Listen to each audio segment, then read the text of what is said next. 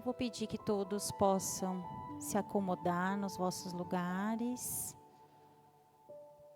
Vamos tentar tranquilizar nossa mente, nosso coração. Sentar do jeito mais confortável na nossa cadeira. Se a gente quiser manter os nossos olhos fechados, lembrando que não é uma obrigação, mas sim uma maneira que a gente tem de se concentrar.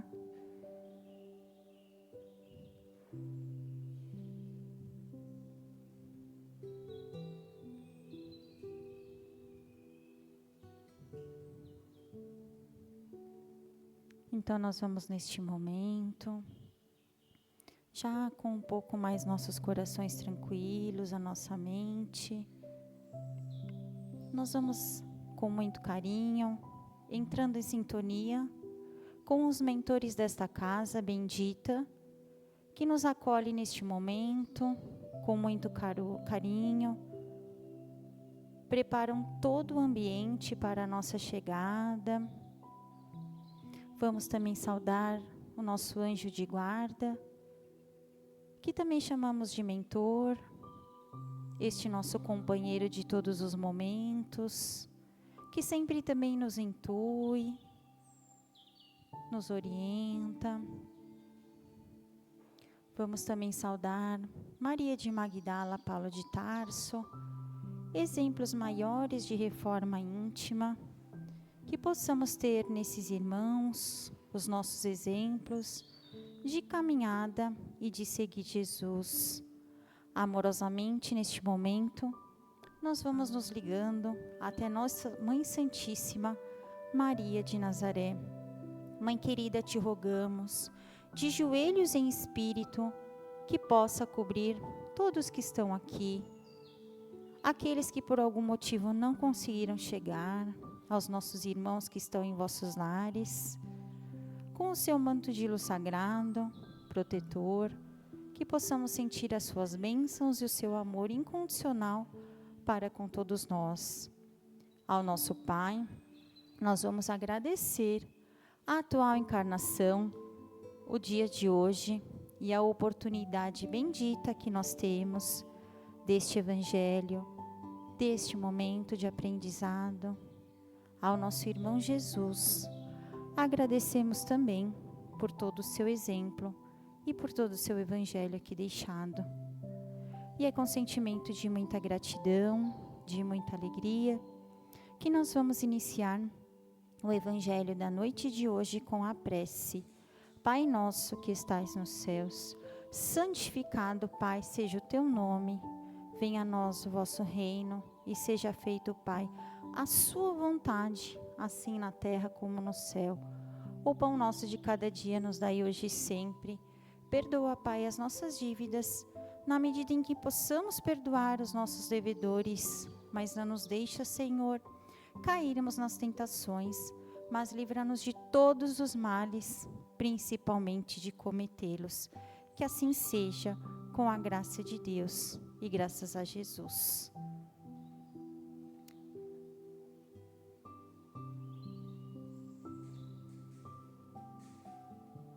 Bom, como foi anunciado, hoje a gente recebe a Elda com o tema O Bom Pastor. E eu vou pedir só a gentileza da gente ver se os celulares estão desligados. Vamos deixar no silencioso para que o celular não atrapalhe a exposição, tá bom? Muito obrigada, Elda. Seja bem-vinda, tá?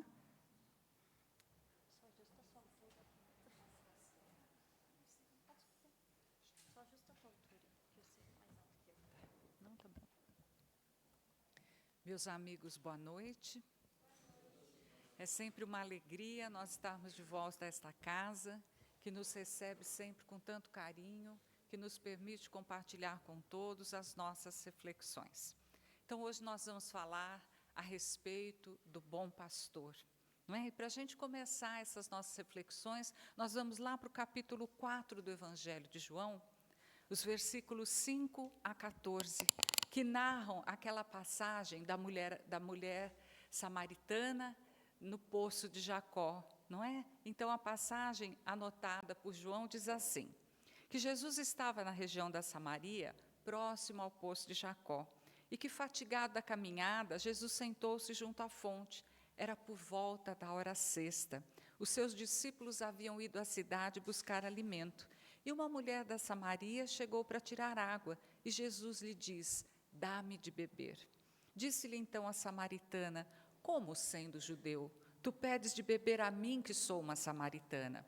E João explica que realmente a mulher ficou surpresa porque os judeus não se davam com os samaritanos. E também porque tinha uma lei que os homens não podiam ficar sozinhos com as mulheres. Então, uma mulher sozinha, abordada por um homem, então ela ficou realmente surpresa. Mas Jesus responde assim para ela: "Se conheces o dom de Deus, e quem é que te diz, dá-me de beber, tu é que lhe pedirias, e ele lhe daria água viva." Ela então diz: "Mas, Senhor, nem sequer tens vasilha, e o poço é profundo. De onde, pois, tiras essa água viva? És porventura maior do que o nosso pai Jacó, que nos deu este poço, do qual ele mesmo bebeu, assim como seus filhos e seus animais?" E Jesus lhe diz então: "Aquele que bebe desta água terá sede novamente, mas quem beber da água que eu lhe der, nunca mais terá sede, pois a água que eu lhe darei tornar-se-á nele fonte de água, jorrando para a vida eterna." A mulher então lhe diz: "Senhor, dá-me desta água, para que eu não tenha mais sede." Meus amigos, quem é essa mulher samaritana que pede a Jesus dessa água viva? Há muitas maneiras da gente ler o Evangelho. O Evangelho pode contar a história de alguém que está tão distante, de um cego que foi curado, de um paralítico que recuperou os movimentos, ou nós podemos ler o Evangelho como se fosse a nossa própria história. Então, nós podemos encontrar nesta mulher samaritana a nós mesmos. Nós que, já cansados do mal, já temos sede de uma água diferente, porque agora a água das ilusões não nos mata mais a sede, e nós queremos uma água que nos traga evolução. Então, Jesus vem oferecer essa água da vida, o Evangelho, mas não um Evangelho estudado, mas um Evangelho vivido em cada momento, não é? Daí a importância de nós estarmos aqui nesta noite, para a gente aprender este roteiro de vida trazido por Jesus. Então, há uma coisa que nós devemos sempre ter em mente, que o conhecimento sem a prática não nos leva a lugar nenhum. Então, nós podemos nos tornar versados no Evangelho, podemos saber de cor todas as passagens, mas nada nos adiantará se esse Evangelho não nos transformar, se não nos tornar melhor nas nossas atitudes do dia a dia.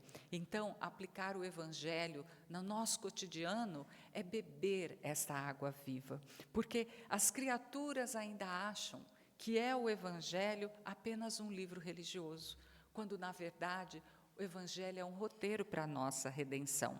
E nós, aqui na Terra, nós não podemos avaliar o que representa um coração que se volta para a luz. Como este coração, tocado por essas lições luminosas do Cristo, esse coração poderá influenciar outros corações. Porque, às vezes, a gente espera uma mudança muito rápida. Às vezes a gente quer uma mudança em 5 anos, em 10 anos. Às vezes a gente quer que a pessoa mude em um mês. Ela começa a frequentar a casa espírita, começa a ter contato com as lições do Evangelho, e a gente já quer que a pessoa mude os seus hábitos de uma hora para outra. Quando, na verdade, os espíritos trabalham com planejamentos de 200, 300, 400 anos. Então, eu tenho certeza que hoje o mundo espiritual está em festa, porque nós que aqui estamos, nós já demos muito trabalho para a espiritualidade. Talvez eles estejam nos olhando hoje falando: olha que bom, já está lá ouvindo o Evangelho. Quem diria está falando a respeito do Evangelho? E o que é que isso significa? Isso significa que nós estamos quebrando cristalizações, porque às vezes, por conta de uma ideia fixa, nós podemos perder muitas encarnações. O que a gente não percebe muitas vezes é que a nossa vida, ela é um filme, e nós ficamos muitas vezes presos a uma fotografia. Às vezes o desencarne de alguém querido, às vezes uma traição, às vezes uma ofensa, e a gente fica ali parado naquele momento e a gente não dá continuidade à vida da gente. Então, a doutrina dos Espíritos, que é o Evangelho Redivivo, quando ela chega ao nosso coração, ela representa a quebra dessas cristalizações, porque além de abrir a nossa mente, o Evangelho ele abre o nosso coração para que a luz do entendimento possa penetrar em nós. E a espiritualidade conta com cada um de nós que aqui estamos, para que a gente possa se modificar com essas lições recebidas, para que onde quer que a gente esteja, a gente seja um ponto de luz, influenciando as criaturas, não pelas nossas palavras, mas pelo nosso modo de caminhar. Então, hoje, nós já percebemos que chegou um momento muito importante para o planeta Terra, em que os encarnados estão sendo convidados para uma visão cósmica, uma visão que saia do seu bairro, uma visão que saia da sua cidade e comece a pensar na Terra como um todo. Comece a pensar que o próprio planeta Terra, ele integra uma comunidade de mundos. Então, todos os outros orbes do Sistema Solar, eles estão com os olhos voltados para a Terra.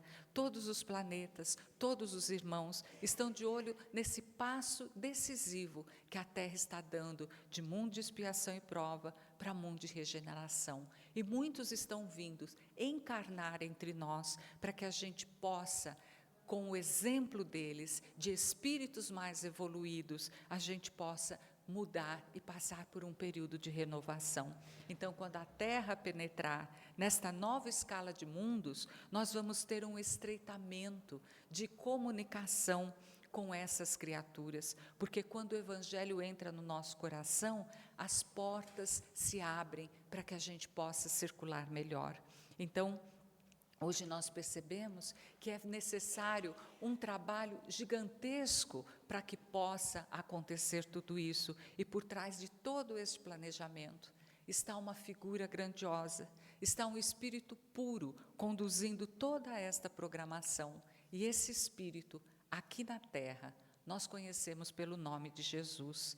Então a ciência, ela estima que o nosso sistema solar tem uma idade de 13,7 bilhões de anos, que a Terra tem uma idade de 4,5 bilhões de anos, e que nós estamos habitando o planeta Terra há cerca de 250 mil anos. Então foi necessário um trabalho gigantesco para a formação do planeta, e nós aprendemos com Emmanuel que desde o início, desde o momento em que a Terra ainda era uma bola de fogo incandescente, quando Jesus foi convidado a ser o governador espiritual da Terra, a ser aquele que conduziriam os espíritos que viriam aqui habitar para uma nova caminhada. Naquela época, Jesus já era um espírito da esfera crística há 5 bilhões de anos.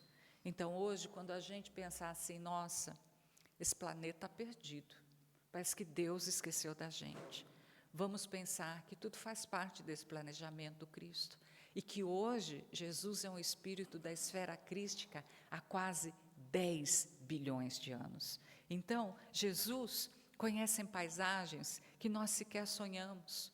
Porque quando a gente fala do umbral, a gente fala das regiões trevosas, a gente fala com propriedade, porque a gente já passou por lá e a gente vai para lá muitas vezes. Mas quem de nós consegue imaginar o que é uma esfera crística?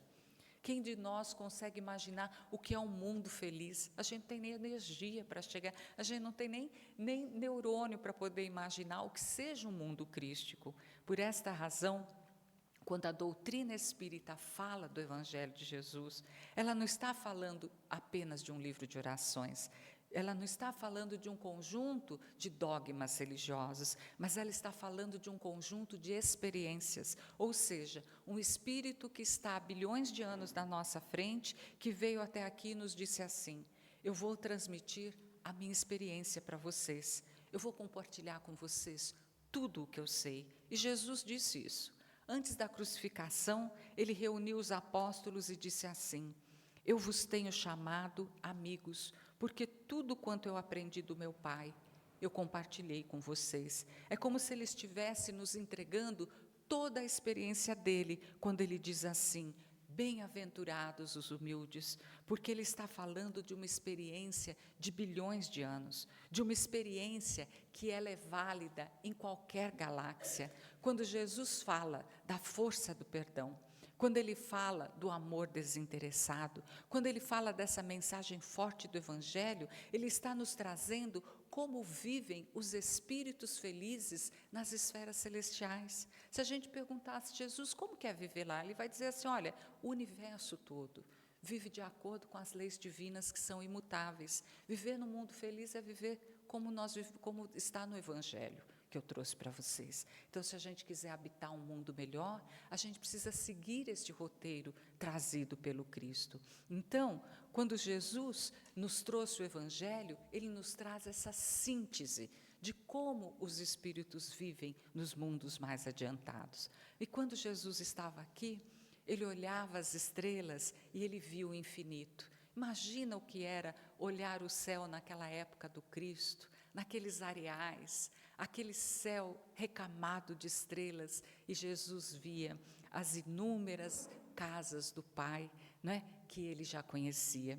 Mas, para se comunicar conosco, Jesus teve que fazer o trabalho de um grande educador, porque ele se reduziu, ele se apequenou, e ele falou a nossa língua, para que a gente pudesse entender. E qual foi a linguagem que Jesus usou? Se você tem um médico, um engenheiro e uma criança, se você falar na língua do médico, só o médico entende. Se você falar na língua do engenheiro, só o engenheiro entende. Mas se você falar na língua da criança, todos vão entender. Então, Jesus usava uma linguagem mais singela possível. O reino de Deus é semelhante a um semeador que sai a semear. A fé é semelhante a um grão de mostarda. Então, Jesus olhava as coisas mais simples e dali ele tirava lições universais. Ele entrava numa casa singela, tinha lá uma lamparina, uma candeia, e ele já formulava uma lição para os nossos espíritos imortais. Não se coloca a candeia embaixo do alqueire, mas acima, no velador, para que todos tenham luz. Então, este foi um dos grandes trabalhos de Jesus, a educação do olhar. Humberto de Campos nos conta um fato, que certa feita Jesus passava com os apóstolos por uma rua e tinha ali um cachorro morto já há diversos dias. Então imagina, naquele calor, o cachorro morto. Então os discípulos passavam e falavam, nossa, que coisa horrível. O outro passava, nossa, mas que cheiro horroroso. E Jesus deixou que todos passassem. No final ele parou em frente ao cachorro e disse assim, mas que belos dentes tinha esse animal. Então, essa educação do olhar, quem é que fez isso? Porque muitas vezes a gente vê, mas não enxerga. Muitas vezes a gente tem ali uma situação problemática e a gente ora pedindo para que a situação modifique, quando na verdade a situação vem para modificar a gente mesmo. Quando Jesus foi preso, Simão protege Jesus, ele desembainha a espada e corta a orelha do soldado. E Jesus diz assim, Simão, embainha a tua espada, pois quem com ferro fere, com ferro será ferido. Ou seja, a lei de causa e efeito. E Jesus ainda diz assim, Simão, se eu quisesse, eu pediria ao meu Pai e ele mandaria uma legião de anjos. Ou seja, Simão, eu só estou sendo preso porque eu estou permitindo. A lição da cruz, meus amigos, ela era necessária. Ela tinha ali um aprendizado para todos nós, porque Jesus iria nos ensinar que muitas vezes, nas aparentes derrotas da vida, estão as lições mais preciosas para a nossa evolução. Às vezes a gente acha que está perdendo, mas a gente está ganhando. Quem de nós já não passou por algum momento no passado e que foi tão doloroso, mas hoje quando a gente volta para trás, a gente fala como os nossos irmãos evangélicos, isso foi um livramento para mim. Naquela época eu não entendi, mas aquilo mudou todo o curso da minha vida. Então, essa educação do olhar, esse tipo de guia, esse tipo de ensinamento, esse tipo de condução, quem é que deu? Porque as pessoas mandam a gente fazer. Jesus nunca mandou a gente fazer nada. Ele exemplificou todas as lições do Evangelho para nos mostrar que era possível, como ele próprio disse, vencer o mundo. Então, não há nenhuma lição ali no Evangelho que Jesus não tenha vivido. Isso nos faz recordar um bispo anglicano da África do Sul, chamado Desmond Tutu. Porque Desmond Tutu ele foi, inclusive, ganhador do Prêmio Nobel da Paz. E ele foi, então, visitar o Museu do Holocausto. E na entrada desse museu tem um livro para que a gente possa colocar ali uma mensagem, né, que fica registrado. E Desmond Tutu escreveu assim: Deus ampare e dê forças aos judeus e às vítimas para que elas possam perdoar as pessoas que fizeram isso com elas. E essas palavras do bispo tiveram uma repercussão, um escândalo muito grande. Um repórter do New York Times foi entrevistá-lo e perguntou assim: mas você está zombando do sofrimento dessas pessoas? Ele disse: meu filho, eu sou negro, eu nasci na África do Sul, eu vivi o apartheid, eu jamais zombaria do sofrimento de quem quer que fosse. O repórter diz assim: mas esse Jesus aí que você segue, ele ensina a perdoar as pessoas que fizeram isso? E Desmond Tutu responde assim: o meu Jesus, o Cristo que eu sigo, ele foi crucificado, ele foi assassinado numa cruz, e do alto da cruz ele pediu ao Pai que nos perdoasse. Então o Jesus que eu sigo, o Cristo que eu sigo, ele não ensina perdão das salas com ar-condicionado. A lição do perdão, ele deu pregado numa cruz. Então, estes, meus amigos, é o nosso modelo e guia, que ensinou o perdão na cruz. Jesus experimentou todo tipo de sofrimento humano: sarcasmo dos inimigos, abandono dos amigos, perseguição, agressão física, morte infamante, ingratidão, morte dolorosa. E quais foram as suas palavras? Pai, perdoa-lhes, eles não sabem o que fazem. Então, no auge da aparente derrota, a lição imorredora do perdão. Mas esta passagem ainda nos leva a uma outra lição. O Evangelho, como nós dissemos, não é apenas um livro, não é apenas um escrito sagrado. Ele é tudo isso, mas ele é, acima de tudo, a vida de alguém que veio até nós para vivenciar cada lição dolorosa, para nos ensinar que é possível nós vencermos não o outro, nós vencermos a nós mesmos. Então, imagina você colocar a vida de alguém num livro. Imagina a sua vida, desde quando você nasceu até agora. Se fosse registrado, caberia tudo num livro? Seria impossível. Por isso que João Evangelista diz que se nós fôssemos anotar em livros todas as passagens do Cristo na Terra, não caberiam livros na Terra para tudo isso. E certa vez, um escritor brasileiro, pedagogo, teólogo brasileiro, chamado Rubem Alves, ele foi convidado a fazer uma palestra, e ele falava exatamente disso, como é difícil a gente identificar um livro que é um roteiro, como é difícil a gente esquecer certas questões da vida que nos trazem lembranças fortes, como um objeto, um ato, uma música pode nos fazer viajar no tempo. E ele falava isso porque ele pegou como metáfora uma maçã. E ele estava falando como aquela maçã ela era diferente de todas as outras. E um jovem levantou na plateia e falou assim: olha, para mim maçã é tudo igual. Essa maçã aí que você está mostrando, eu vou ali no supermercado e eu compro uma. E ele disse assim: não, não. A maçã que eu como, você nunca vai comer na sua vida, e eu vou te provar por quê. E o jovem se surpreendeu. Então ele disse assim: eu venho de uma família muito pobre, e quando chegava o Natal, meu pai reunia todas as suas economias, e depois de pagar as contas, ele comprava uma maçã, porque era o que ele dava conta de comprar. E sabe por que ele comprava uma maçã? Porque mamãe adorava maçã. E eu vou te dizer mais, mamãe gostava tanto de maçã que todos nós passamos a gostar também. Então ele chegava com aquela maçã embrulhada num papel, ele abria na mesa, mamãe higienizava a maçã, partia a maçã, dava um pedacinho para ele, dava um pedacinho para mim, um pedacinho para cada um dos meus irmãos e comia o pedacinho dela. E nós comíamos, a família inteira reunida, aquela maçã. Então eu vou te dizer uma coisa, meu rapaz, porque você ainda é muito jovem. Essa maçã que eu como, você nunca vai comer na sua vida, porque a minha mãe já se foi, o meu pai já se foi. E essa maçã, ela tem o sabor do meu pai, ela tem o sabor da minha mãe, ela tem o sabor da minha família reunida numa manhã comendo esta maçã. Essa maçã você nunca vai encontrar em supermercado nenhum. E o jovem se emocionou.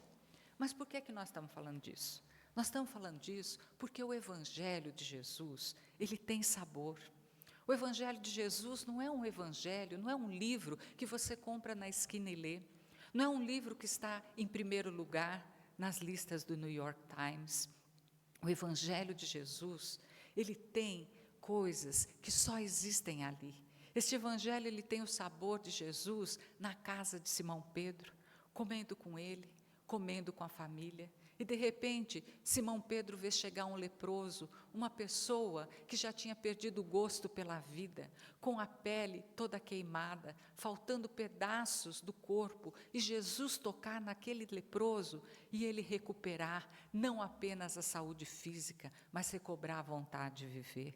Esse evangelho que a gente está falando, gente, ele tem o sabor de Jesus levantando cedinho, indo pescar com os apóstolos, ensinando a cada um deles que nós devemos honrar a Deus no nosso trabalho diário, com as nossas atitudes, com as nossas escolhas de cada dia.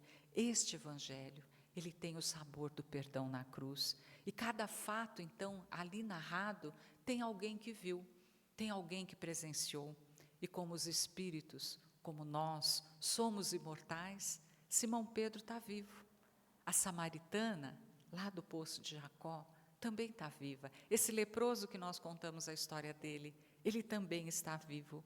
Então, este evangelho de Jesus, ele tem sabor, ele tem vibração, ele tem alma. E há um ditado que diz assim, que quem fala com Deus, fala melhor com as pessoas. E o que isso significa?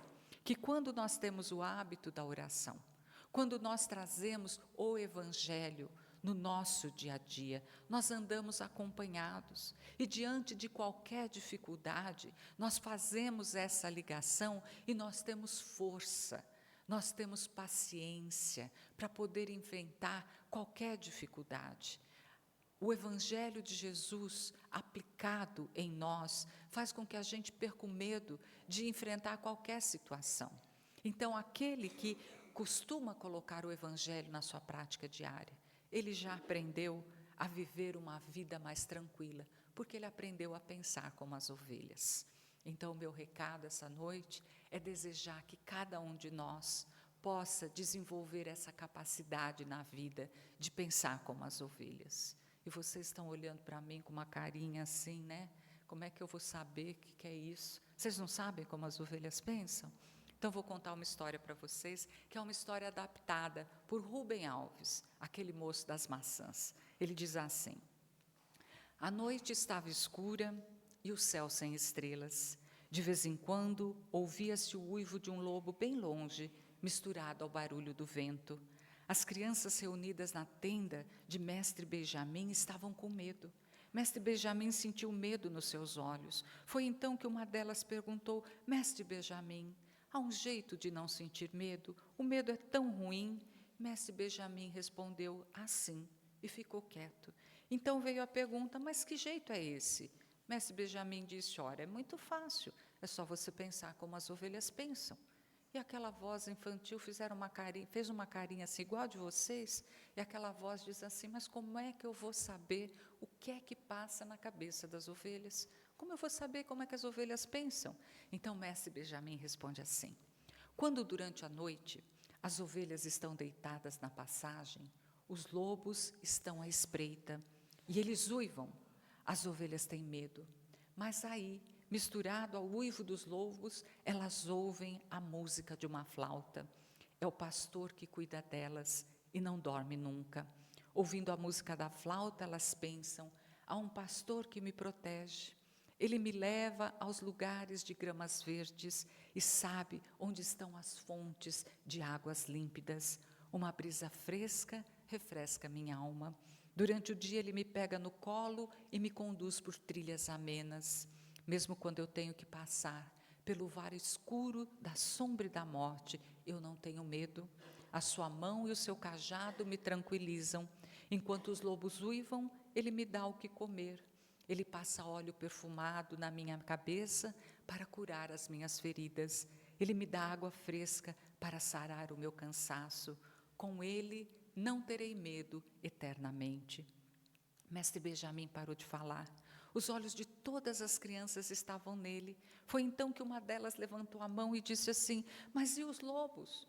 Eles vão embora? Eles morrem? Mestre Benjamin responde: os lobos continuam a uivar. E eles continuam a ser perigosos. O pastor não consegue espantar todos eles. Mas as ovelhas, ouvindo a música da flauta, dormem sem medo. Não porque não haja mais perigo, mas porque elas sabem que o pastor está vigiando. Não há jeito de acabar com o perigo, mas é um jeito de acabar com o medo. E coragem é isso, dormir sem medo, a despeito do perigo. As crianças voltaram para suas tendas e dormiram sem medo, pensando no pensamento das ovelhas. De vez em quando, lá fora, ouvia-se o uivo de um lobo faminto. Desde então, tornou-se costume contar ovelhinhas para dormir. Meus amigos, viver tem os seus perigos. Nós estamos cercados de lobo por todos os lados, exigindo a nossa vigilância. Há o lobo da traição, o lobo da ingratidão, há o lobo da ofensa, o lobo da enfermidade, o lobo do desemprego, o lobo da morte, o lobo da incompreensão. Mas há o bom pastor, que não dorme nunca para que nós possamos dormir e viver em paz. Ele vigia e a música que ele toca, o Evangelho, acalma o nosso coração. Então, o Evangelho do Cristo, vivido nas pequenas coisas do dia a dia, nos dá essa certeza de que nós não caminhamos desamparados, mas algumas criaturas ainda não conseguem encontrar no Evangelho um roteiro para a sua vida diária. Então, para esses companheiros que ainda não conseguem enxergar este livro abençoado, que foi trazido, vivenciado pelo próprio Cristo, para que nós pudéssemos nos conduzir nessa vida, com a certeza de que há quem olhe pelos nossos passos, nós dizemos: para os momentos que você sente que não tem mais forças para continuar lutando, vinde a mim, todos vós que sofreis e estáis sobrecarregados, e eu vos aliviarei. Para os dias de glória e poder é bom lembrar: todo aquele, pois, que se humilhar e se tornar pequeno como essa criança, será o maior no reino dos céus. Nos momentos em que você for tentado a expressar a sua opinião sobre alguém, aquele entre vós que estiver sem pecados, atire a primeira pedra. Em todos os atos para com o próximo, fazei aos outros o que quereis que eles vos façam. Quando a vaidade tentar tomar conta do seu coração, que a vossa mão esquerda não sabe o que dá a vossa mão direita. Para avaliação das coisas que acumulas, ajuntai para vós tesouro no céu, onde nem a traça nem o verme os consomem, e onde os ladrões não penetram e não roubam, porque onde estiver o teu tesouro, aí estará também o teu coração. Nos dias de preocupação para o futuro, olhai as aves do céu. Não semeiam nem ceifam, nem ajuntam em celeiros, mas vosso Pai Celestial as alimenta. Não valeis mais do que elas? Quando você se sentir ofendido e deixar a mágoa tomar conta no teu coração, perdoarás, não 7 vezes, mas 70 vezes 7. Para escolher os métodos de convivência com o próximo, nisto conhecerão todos que sois meus discípulos, se vos amardes uns aos outros, para que você possa acreditar em vós mesmos. Vós sois o sal da terra, vós sois a luz do mundo, assim brilha a vossa luz diante dos homens. E se ainda assim você tiver dúvida a quem seguir, eu sou o caminho, a verdade e a vida. Quem me segue não anda em trevas, mas tem a luz da vida. Meus amigos, deixemo-nos ser guiados pelo Cristo. Vamos caminhar com esse irmão que nos disse que estaria conosco até o final dos tempos. Ele que nos disse que onde houvessem 2 ou mais reunidos em seu nome, ali ele estaria. Tenha certeza de que ele está aqui esta noite por sua causa. Porque você veio aqui para procurar um consolo, para procurar uma resposta, para procurar um alento. Ele está aqui por sua causa. Ele que poderia estar lá nos mundos felizes, nos deu a certeza e a garantia de que estaria conosco. Então, vamos nos deixar conduzir por Jesus, porque Ele nos disse: eu sou o bom pastor, e o bom pastor dá a vida por suas ovelhas. Então essas são as nossas reflexões desta noite, né? Nós vamos agora fazer a nossa prece de encerramento para continuarmos os trabalhos, né? Depois dessa nossa reflexão. Então vamos nesse instante fechar os nossos olhos e nós vamos sair daqui, vamos nos imaginar lá no lago de Genezaré, lá na Galileia. Imagina que você está andando descalço pela areia da praia e você vê alguém vindo distante na sua direção. Ele vai se aproximando e você começa a reconhecer os cabelos longos, a barba até a altura do peito. Ele vem de braços abertos e você reconhece, é Jesus. Abrace Jesus. Entregue a Ele neste momento as suas dores. Afaste-se um pouco. Olhe Jesus nos olhos. Deixa que Ele te envolva com a sua luz. Diga a Ele: Jesus, me cura.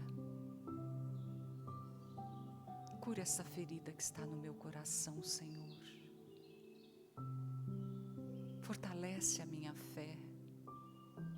Me ajuda nessas dificuldades. Me ajuda a sentir a Tua presença junto de mim.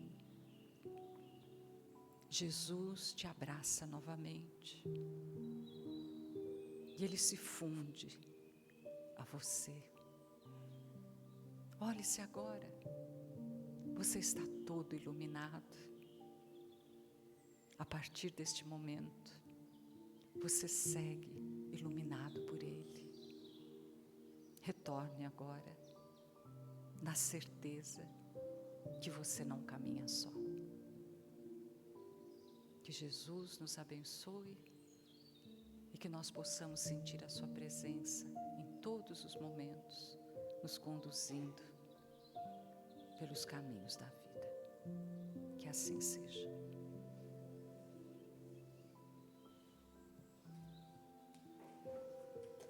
Obrigada, viu, gente? Muito obrigada pela atenção de vocês. Um ótimo tratamento a todos.